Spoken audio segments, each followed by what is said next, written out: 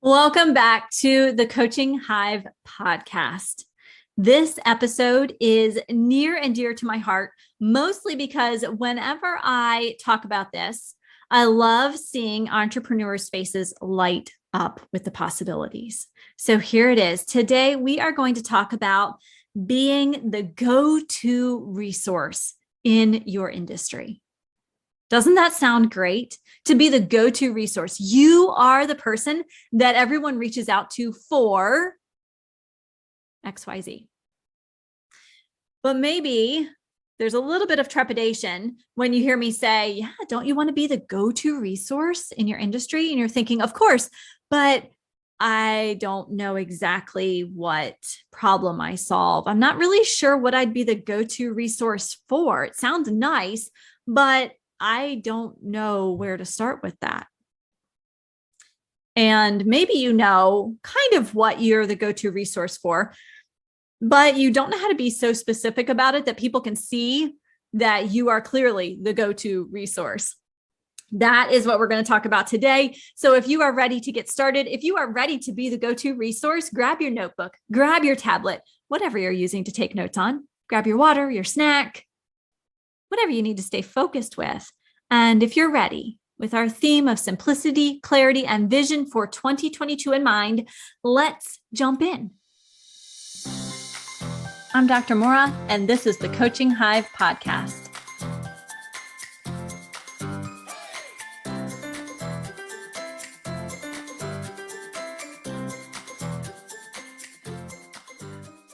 Okay, so when I first got started in my business, my first business, this is my Coaching Hive is actually my second business. When I first got started as a coach, as a health coach, I struggled.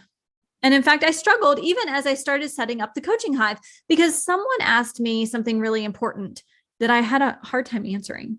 And it was, what problem do you solve? I said, oh, well, I help people live healthier. Well, no, that's really not the problem I solve. They kept digging. They kept saying, let's dig deeper. That's really not the problem you solve. You're not helping someone to live longer, to live healthier. You're not really doing that. And then when I started my Coaching Hive business, as I started to mentor more coaches, as I started to really work with them inside the membership and one-on-one, I had, again, people asking me, so what problem do you solve? What are you doing? And I said, oh, well, I'm helping to build a business. And they said, no, you're really not. And if you're anything like me, if you probably know, I felt a little bit unsure and felt a little bit kind of protective of my business. And then I realized they were right. I had no clue what problem I was solving until I realized that inside the Coaching Hive, the problem that I truly solve is that I help you to make sense of all of the stuff that's out there for building a business, because it's confusing, it's overwhelming, and what you really want is just a way forward. You want to know what to do, how to do it, and you need support to get there. So that's the problem I solve. I help you kind of wade through all of the stuff that's out there so that you can build a business that you love. But it's not really about building the business that you love. It's really about helping you wade through all the stuff that's out there. So when you think about what problem you solve, what you want to be known for, you may be struggling. It's pretty common. I see it all the time. It's something that I work with our coaches inside the Coaching Hive on probably every single week, because as your business grows, the problem you solve kind of, it evolves, it grows, it shifts a little bit. And so this is something that is not a once and done thing, but you do want to know what problem you solve. So how are you going to do that? How are you going to get from this place of, well, I kind of know high level, but that's not really it. I know I have to peel back the layers of the onion. The first thing is to ask yourself how you help others. Okay, so start with that basic question. How are you helping others? And then peel back a layer of the onion. For instance, when someone tells me that they are helping someone live a long, healthy life, what does a long, healthy life get them? Okay. And then we kind of say, well, what does that get you? What does that look like? What does that mean? How does it manifest? What's actually happening? What do they really want? Because chances are it isn't the long, healthy life. Most people aren't actually aiming for a specific number in age that they're trying to get to. Just like they're not aiming for healthy, what they really want is what healthy offers them. And so that's the problem you're helping them solve, is to be able to get to that point where they can. One of my coaches helps her clients feel confident in being able to lift their grandbabies in and out of the crib safely without hurting themselves, and being able to do that even when you have to lean over the crib. You know how some of those are really low to reach the mattress, that they can reach their grandkids and get them up and put them in safely. So that's really what that person is helping them do. Okay, so ask yourself how you help others. This may feel tough. I encourage you to find a quiet place where you can just kind of sit and think about what it is you want to be, what it is you're helping people with. I would also ask others what they think you help people with, or what your product helps with. If you have a product versus a service, ask others how you have helped them or how your product has helped them. And notice what words they're using. Notice what they're drawing out, what attention they're drawing out of their experience with you or with your product. So get two different perspectives. Start with your own perspective, start digging in a little bit, then ask for some outside perspectives. Then, I know I usually only give you 3 ideas here. What I would go back to is think again with that knowledge of what others are saying, go back to what you think. Okay. Go back to what you think you're doing to help other people based on what you've just heard. So really, we're just kind of doing step 1, step 2, step 1 again, and then we're going to go to step 3. So I think we'll still count this as 3 ideas or 3 ways to progress when you want to be the go-to resource in your industry. So the third thing is to honestly ask yourself, what do you want to be known for? What do you want to be known for? What do you want to be known for?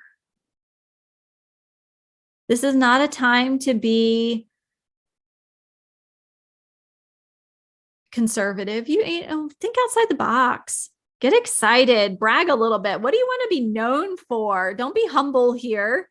Dig in and get excited for this. This is what you want to be the go-to resource in your industry for.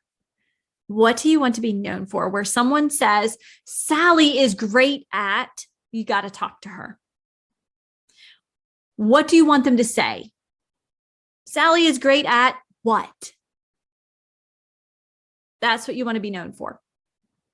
Now, there is a little trick here that I've noticed with entrepreneurs, and it's something that's easy to fall into. Sometimes you're really good at something, and so you become known for that, but it's not what you love.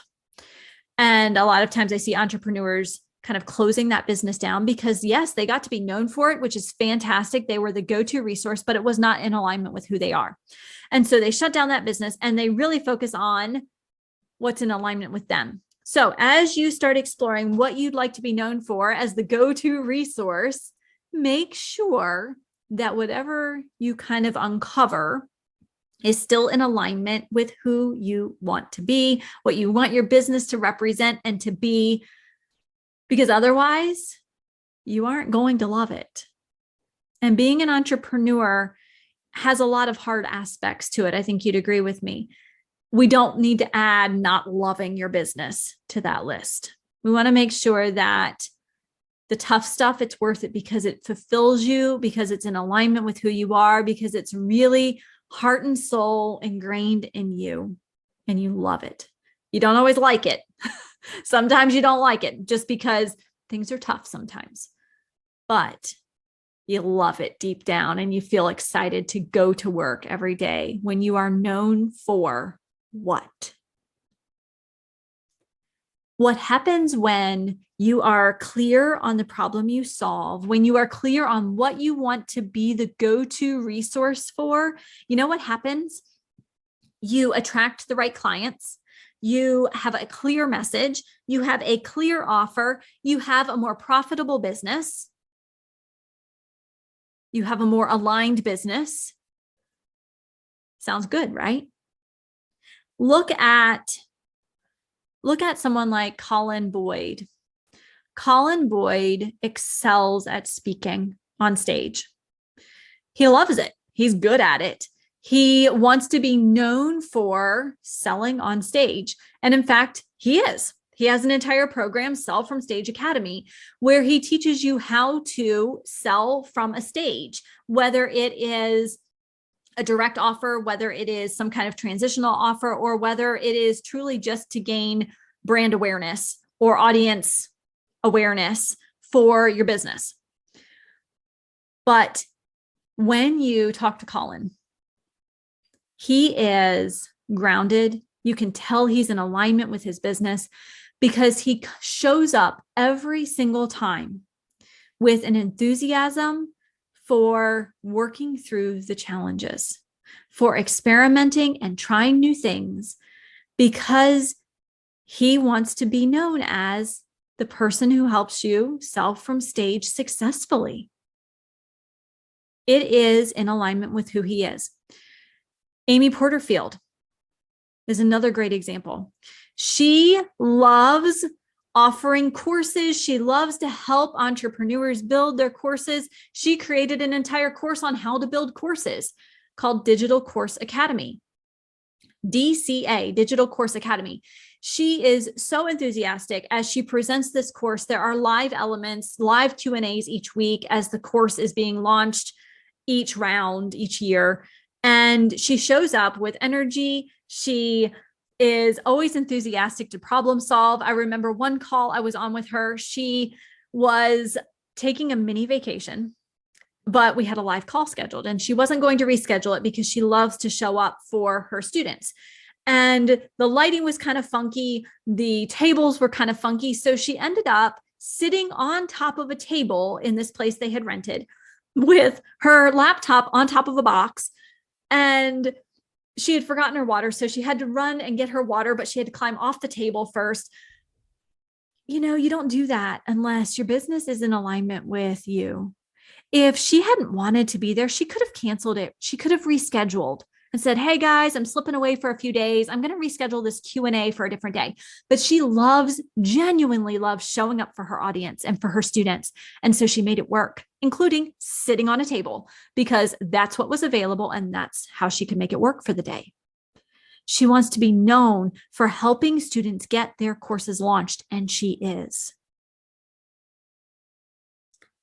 You attract the right clients, you have a clear message, you have a clear offer, and it's in alignment with who you are, both personally and professionally. So are you ready to step into being the go-to resource in your industry? If you are, I have an action item for you this week because we talked about 3 different things. I said, ask yourself how you help others, peel back the layers of the onion. Ask others how you've helped them. You may have to peel back some of those layers too. And then the third thing I said was to answer the question, what do you want to be known for? And that's your action item this week. I want you to think about what you want to be known for, so that when your area of expertise, someone is looking for your area of expertise, the person that's listening to them says, Sally is your go-to for that. You got to contact them. And you get that referral. That's being the go-to resource.